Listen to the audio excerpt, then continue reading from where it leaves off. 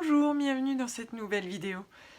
Aujourd'hui, on va faire un exercice que je vais sûrement réitérer dans d'autres circonstances, mais un peu rigolo.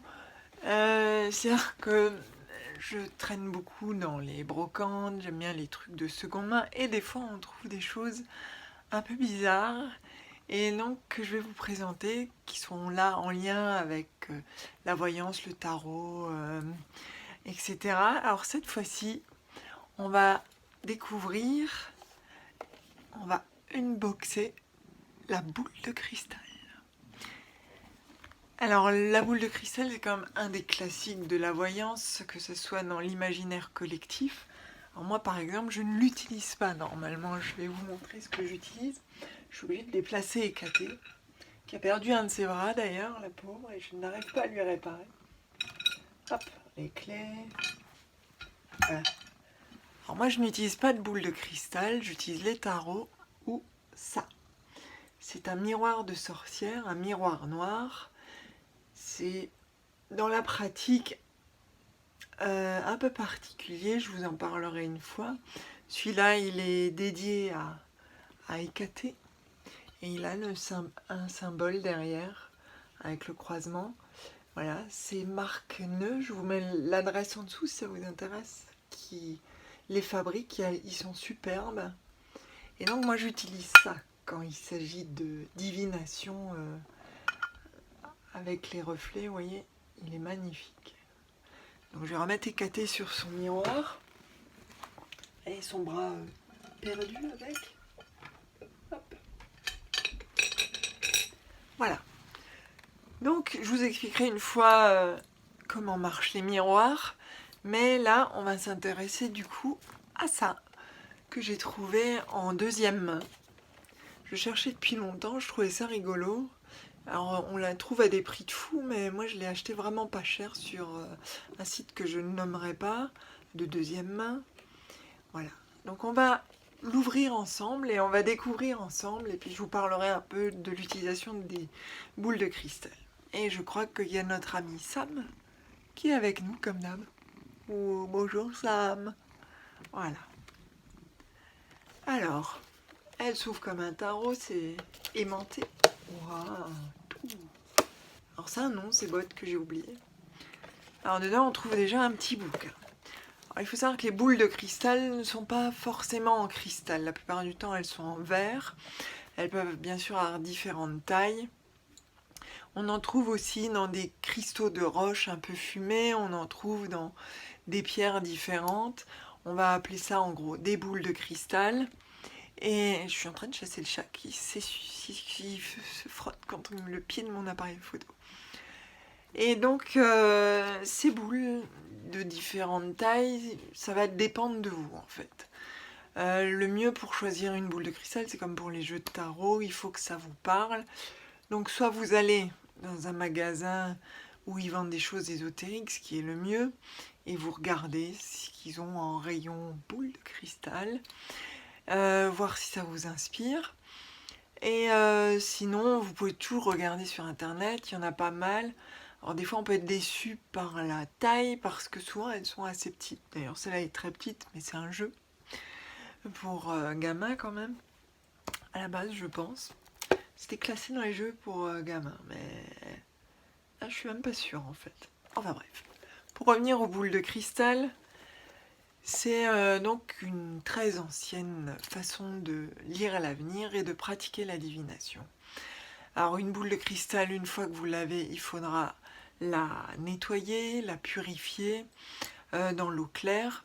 Moi je préconise plutôt les eaux vivantes, c'est-à-dire les eaux de rivière, les ruisseaux, les sources. Les sources, c'est très bien.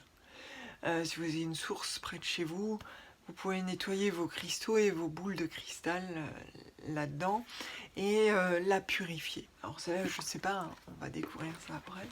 C'est juste pour poser quelques bases. Et la boule de cristal, en fait, c'est un moyen de se concentrer. Le miroir marche un peu de la même manière. Ce que je vous ai montré avant, c'est un peu plus complexe. On fera une vidéo là-dessus. Mais c'est un peu le même principe de se concentrer je vous expliquerai quand je l'aurai sorti. Alors déjà, il y a un petit livret avec le pouvoir du cristal. Alors je ne l'ai pas lu encore, hein, je découvre avec vous. Alors l'auteur c'est Jules Taylor. Vous m'excuserez de mon anglais, alors je l'écris plutôt pas trop mauvaisement, mais je le prononce comme une vache espagnole. Donc il y a une introduction. Utilisez ce livre normal. Qu'est-ce qu'une pierre de divination? Qu'est-ce que c'est? Alors elle vous explique que la sphère est considérée juste titre comme la forme prééminente de la divination. Elle représente l'intégralité, le potentiel infini. Mon chat est en train de cracher une boule de poil, comme d'hab quand je filme, vous m'excuserez. On dirait qu'il gonfle un petit matelas, mais ça va. C'est l'utérus, le chiffre 0, l'infini donc. Jusque-là, je vois rien de très choquant. Donc elle parle des cristaux à travers le temps. Moi j'utilise très peu de cristaux tout simplement parce que certains sont trouvés de façon assez petite. Donc, les seuls que j'ai sur mon hôtel, c'est des cristaux qu'on m'a offerts ou qui sont arrivés chez moi un peu par hasard. Donc après il y a les premières étapes. Alors qu'est-ce qu'elle nous donne comme première étape? Déjà elle ne nous dit pas de la purifier, donc c'est un peu bête, parce que quand même c'est la base de purifier ces instruments. Parce que sans purification, surtout en deuxième main, c'est un peu bizarre. Et après elle parle du point de convergence. Alors ça c'est juste, le point de convergence ça va être le centre de la boule de cristal. Quand vous lisez dans une boule de cristal, en fait il faut se concentrer dans son centre. Je vous expliquerai une fois que je l'aurai prise en main. Donc elle parle de la transparence, des anges, divination avec les anges. Alors c'est vrai, bon, il y a d'autres moyens de parler avec les anges gardiens. Si ça vous intéresse, on pourra toujours en discuter. Parce que je travaille avec les anges gardiens aussi. Divination au quotidien. Alors ça par contre, je ne suis pas sûre qu'une boule de cristal soit appropriée pour une divination au quotidien. C'est quand même un exercice de concentration et de méditation. Donc ça demande un certain temps de travail. Et au quotidien, je me vois mal tous les matins faire qu'est-ce que me dit ma boule de cristal aujourd'hui? Donc non, pas trop quotidiennement, je dirais. Je dirais que c'est vraiment un titre plus exceptionnel. Alors, qu'est-ce qu'elle nous parle? Votre environnement. La pièce doit être propre.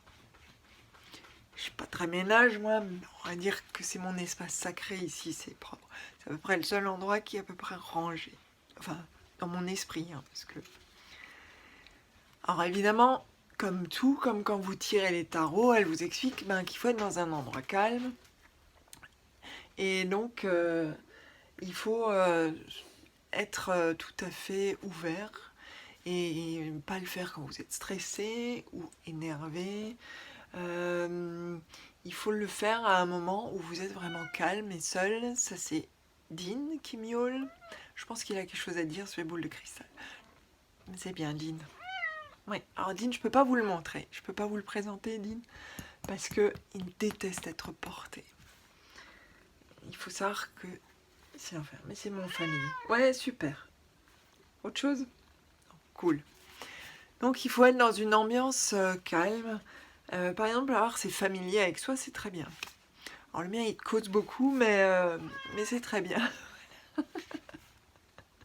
Merci Dean, il approuve. Donc elle va vous parler de la pratique, alors on va rapidement voir. Il faut se familiariser, oui. Pratiquer la divination pour de vrai. Oui, parce qu'en général, si on la pratique pour de faux, c'est un peu ballot, quoi. On pratique assez peu la divination pour de faux. Ou alors c'est pour frimer dans les soirées. Et donc il faut rester détendu. Ouais, bon, elle répète un peu ce qu'elle a dit avant. Pratiquer la divination pour quelqu'un d'autre. Forcément, hein, on ne le fait pas que pour soi. Merci Dean de bousculer mon truc. Bah voilà, le petit livre, vraiment les bases. Alors c'est comme les tarots, je dirais, c'est qu'il faut avoir le feeling pour. Alors il faut respecter la pierre de divination. Alors qu'est-ce qu'elle dit? Prendre soin de votre cristal, ben oui. des dommages accidentels. Ouais, on va peut-être pas faire un tennis avec, hein. C'est un peu ballot. Je sais pas qui fait un tennis avec sa boule de cristal. Il faut la remettre dans sa boîte. Alors moi, j'ai des doutes que je la remette dans sa boîte, parce que je vais plutôt la mettre sur mon autel. Nettoyage et purification. Alors, qu'est-ce qu'elle dit? Puisque moi, je vous le disais au départ, qu'il faut la nettoyer dans de l'eau claire, si possible une eau vivante, c'est-à-dire pas une eau de canalisation, mais une eau de rivière ou de source. Eh bien, il faut enlever la poussière. Ah, bah oui, logique. Encore que ça peut être intéressant. À l'eau froide, il faut l'approcher de certains minéraux, comme la rose des sables. C'est bête, j'en ai raté une. Oui. La lumière. Ah oui, la lumière du soleil. J'avais oublié de préciser une chose, c'est que une fois que vous l'avez purifiée dans de l'eau vivante, une source, une rivière, vous pouvez la mettre au soleil pour qu'elle prenne l'énergie du soleil. Et vous pouvez aussi la mettre à la lumière de la lune. Moi, je pratique les deux parce que j'aime autant la lune que le soleil, peut-être même plus la lune, et que je trouve que les astres ont des spécificités différentes et vont apporter quelque chose de différent à vos tarots. Enfin, les tarots, il ne faut pas les mettre dans l'eau, hein, mais vous pouvez les purifier à la pleine lune, par exemple. C'est des choses qui se font. Donc la lumière du soleil, et vous la laissez sécher, ça elle a raison. De l'encens, bien sûr. Alors la sauge, moi je suis pas toujours très sauge parce que ça, on prive des populations parce qu'on ramène beaucoup de sauge. Si c'est de la sauge de votre jardin, c'est déjà plus éthique, c'est mieux. Enfin voilà. Donc on va voir maintenant cette boule, donc la perception des voyants. Et donc elle parle même de Sibylle. Alors vous m'excuserez mon accent, Trelawney. Et si vous êtes fan d'Harry Potter, j'ai déjà les lunettes, c'est cool. Vous vous souvenez de Sibylle Trelawney? C'était la voyante, qui voyait toujours des choses terribles. Ah, ce qui est bien, enfin, c'est pas mal ça. C'est qu'elle vous donne quand même des images, vous voyez. Il y a une liste d'images avec des symboliques que vous pouvez voir. Donc elle appelle ça les images courantes et leur signification. Et donc il y a le clou, le cœur, une colline, des obstacles à venir, une montagne qu'il va falloir gravir, une comète. En fait, c'est un peu comme les symboles, hein. Si vous avez un dictionnaire de symboles, ça marche très bien aussi. Parce que souvent, les symboles ont différentes significations. C'est ce qui est très intéressant dans le symbole. Et ça vous permet de décrypter les choses. Je le conseille d'ailleurs aussi pour celles qui tirent les tarots ou les oracles. C'est de très bien connaître la symbolique parce que ça vous permettra de lire vos cartes d'une façon plus fluide et peut-être plus personnelle. C'était une petite... Alors maintenant, on va sortir la boule. Alors, elle est petite, hein, elle est vraiment pas grande. Wow, tadam! Il y a beaucoup de plastique, hein, pour pas grand-chose. Alors, elle a un petit pied, un anneau. Voilà, on dirait un donut, petit donut. Et maintenant, on va voir la boule en elle-même, qui est bien protégée, oui, c'est vrai. En même temps, elle est venue par la poste. Je sais pas d'où je vais la mettre par terre. Excusez-moi pour les bruits horribles. Ah bah oui, j'ai oublié de remettre des scotch. Je suis une tête de cake. Voilà. Et voilà la boule. Alors ça, elle est vraiment petite. Je sais pas si vous la voyez.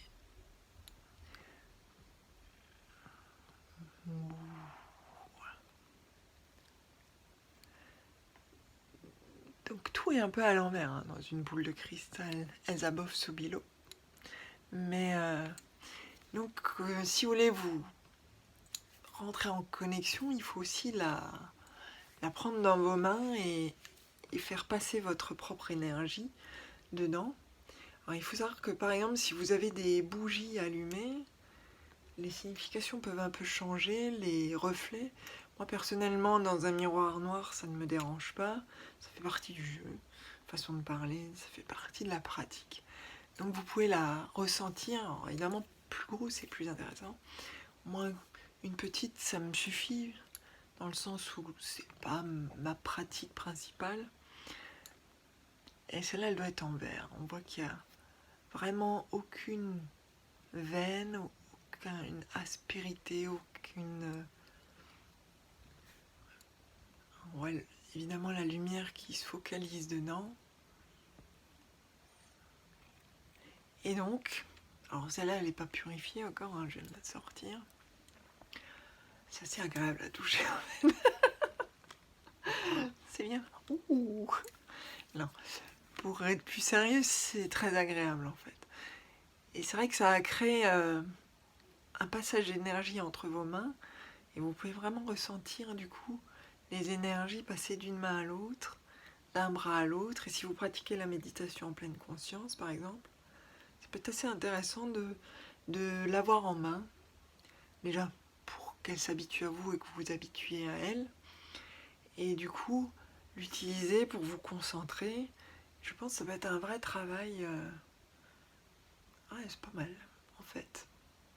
On dirait que je suis avec un sextoys en fait. Désolée, hein, moi je fais toujours un peu de l'humour bête. Et, ça fait partie de la vie. Donc voilà. Donc on voit qu'elle est assez petite. Alors l'utilisation de la boule de cristal, soit vous la tenez comme ceci quand elles sont petites. Elle peut être sur un pied pour certaines, mais souvent quand même il faut la tenir dans la main. Même une boule plus grosse, il faut la tenir dans la main et la ressentir. Et donc vous allez vous fixer sur un point au milieu de la boule et vous allez essayer doucement de faire partir votre esprit et qu'il voit des choses dedans. C'est un peu comme le marc de café où il faut deviner des formes. Là, dans les reflets, voilà, j'ai beaucoup de choses qui font reflet, j'ai une lumière allumée et tout. Donc le mieux, c'est de le faire de jour ou alors peut-être juste avec une bougie. Là maintenant, il y a beaucoup trop de lumière. En plus, comme je vous l'ai dit, elle n'est pas préparée. Et donc vous vous concentrez. C'est vraiment un exercice de focalisation. Alors bien sûr, si vous la tenez comme ça en pleine main, vous allez voir l'intérieur de vos mains. Si vous la tenez vers les arbres, ce que vous ne voyez pas, mais moi je vois, vous voyez les arbres. Là, je me vois surtout moi, et vous me voyez aussi. Donc c'est un travail, mais vous pouvez avoir plusieurs tailles aussi et plusieurs types de boules de cristal. Après, il faut voir si ça vous convient, parce que là, c'est une boule de cristal, je dirais plus d'amusement et d'introduction, d'initiation à la boule de cristal. Mais après, si vous sentez que ça vous parle et que le fait d'être concentré sur un point, vous focalisez sur un point, ouvre des portes en vous et ouvre la divination, moi je trouve ça plutôt intéressant. Après, on peut mettre des encens, bien sûr, pour stimuler cette divination. Il y a aussi des plantes qu'on peut brûler qui sont destinées à la divination. Des plantes qu'on trouve chez nous, je précise, c'est pas la peine de chercher loin des choses compliquées qui vont venir, mais voilà. Déjà, je trouve que ça, en fait, c'est plutôt pas mal pour une sorte d'intro, parce qu'au moins, on... Tiens, Edine, par là, excusez-moi. Mais parce qu'au moins, on sent déjà si ça peut nous parler, parce que les vraies boules de cristal plus grandes sont chères. Celle-là, déjà, je l'ai eu en deuxième main, je l'ai payé 10 €. Donc, c'est pas un investissement de fou. Et une vraie boule de cristal plus grande, en plus si c'est du vrai cristal en plus, c'est beaucoup plus cher. Donc pour une initiation et pour voir si ça vous convient, moi je trouve que c'est une très chouette intro en fait, une très chouette initiation. Alors je referai peut-être une vidéo, ou peut-être que plus courte, où je vous dirai ce que j'en pense. Moi qui travaille plutôt avec le miroir noir, je vous dirai plutôt ce que j'en pense. Là, c'est difficile de le dire, c'est une première prise en main, elle n'est pas purifié, donc c'est très difficile de dire. Déjà, j'aime bien sentir l'objet dans ma main, comme on a pu le remarquer. Voilà. Il y a un truc, ouais, c'est pas mal. Mais c'est la forme aussi, forcément, le cercle, le rond, enfin, la boule. C'est toujours une forme apaisante. Et du coup, c'est toujours très agréable à toucher. Non, je suis vraiment très curieuse du coup d'essayer pour voir par rapport au miroir ce que ça donne et de voir comment ça peut fonctionner avec moi. Je vous ferai un rapport du coup. Voilà. Donc je ferai par contre une vidéo sur le miroir noir que je vous ai montré au départ, qui est très particulier, que j'utilise en fait dans dans la divination pour les passages d'âme et ce genre de choses. Forcément, il est dédié à Hécaté, donc il a une fonction particulière. La déesse des seuils du monde d'en bas. Donc quand je travaille avec Hécaté, en général, c'est pour parler avec les morts. Ça aussi, on fera une vidéo là-dessus. Le spiritisme, parler avec les morts, comment ça se passe. Parce que c'est complexe et que des fois on le fait un peu par-dessus la jambe. Voilà, je ne sais pas quand. Donc voilà. Donc en tout cas, en intro, vous pouvez toujours essayer de la trouver. Alors, faut regarder sur des sites. Je crois qu'en magasin, je suis pas sûre que vous la trouviez encore. Si ça vous intéresse, ça s'appelle donc le pouvoir du cristal. Je ne vous redirai pas, je ne remassacrerai pas le nom de la personne qui a fait ça. Donc sur la boîte, il y a écrit « Utilisez la puissance du cristal pour développer votre potentiel divinatoire ». Moi, j'aurais plutôt écrit « Utilisez la puissance du cristal pour essayer de voir si ça vous convient ». Non, c'est une bonne initiation en fait. En plus, si vous avez un hôtel comme moi, vous pouvez le poser dessus et puis ça fait un petit truc sympa, décoratif aussi. Et puis ça va prendre l'énergie de votre hôtel, puisque un hôtel c'est quand même un espace sacré. Et donc ça va aussi la purifier, mais il faut que la passer à l'eau claire quand même. Et vous allez voir. Donc si vous la trouvez, moi je vous conseille de la prendre, surtout si vous la trouvez vraiment pas chère. Hein. 10 € ça passe très bien. Alors des fois vous pouvez voir sur certains sites comme Rakuten. Alors c'est pas pour faire de la pub, hein, mais Vinted, c'est que des choses de seconde main. Des fois on trouve vraiment des trésors. Et des fois on trouve justement ce genre de choses pas chères. Et si vous avez envie d'essayer et que vous ne connaissez pas du tout, et que ça vous travaille, que ça vous appelle, avant de vous lancer vraiment dans l'achat d'une plus grosse boule, je vous conseille d'essayer celle-là. Voilà. Bon, alors j'espère que cette vidéo vous a plu. Si ça vous a plu, vous pouvez vous souscrire, subscribe en dessous. En tout cas à ma chaîne. Je vous remercie aussi de me suivre. Merci à mes abonnés. Merci à ceux qui me disent des choses gentilles sur ma voix. C'est très gentil, ça fait toujours plaisir. Et puis, je vous dis à une prochaine fois. Je sais pas ce que ça sera. On va refaire sûrement une vidéo coopérée avec sa maladie. Puisqu'il faut que je fasse la suite. Mais comme elle me demande un peu de temps de travail, vu qu'on est sur un sujet un peu difficile, elles arrivent. Et puis sinon, vous verrez, il y aura d'autres unboxings, bien sûr, et des unboxings plus rigolos comme celui-là, enfin rigolo façon de parler, disons plus particulier. Et puis voilà, je tiens le pied de Wayline. Alors Dean, t'as quelque chose à ajouter? Non? Ok, c'est bon. À bientôt. Salut!